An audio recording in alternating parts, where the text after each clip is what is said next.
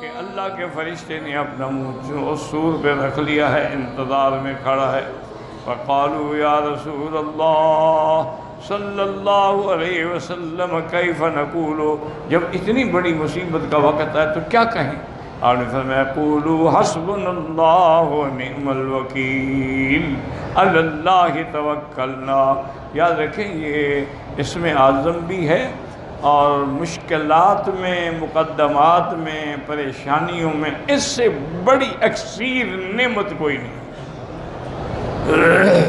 کہ جس کو قرآن نے کہا ہے کہ جب صحابہ پر پریشانی آ گئی جنگ احد کے اندر، فقالوا حسبنا اللہ ونعم الوکیل فانقلبوا بنعمت من اللہ وفضل لم یمسسہم سوء۔ اب حالانکہ دیکھیں نا کہ احد میں صحابہ تو شکست کھا گئے، 70 شہید ہو گئے، لیکن اللہ کے اس کلمے کی برکت سے یہ ہوا کہ کافروں کو مدینے پہ قبضے کرنے کی ضرورت نہیں ہوئی۔ حالانکہ کیا مشکل تھا، اس وقت تو سارے عہد میں آئے ہوئے تھے، وہ بدبخت اگر جاتے تو مدینے پہ قبضہ کر لیتے، لیکن ان کلمات کی برکت سے اللہ نے ان پر ایسا روپ ڈالا کہ وہ بھاگے، بھئی جو ہو گیا بس کافی ہے۔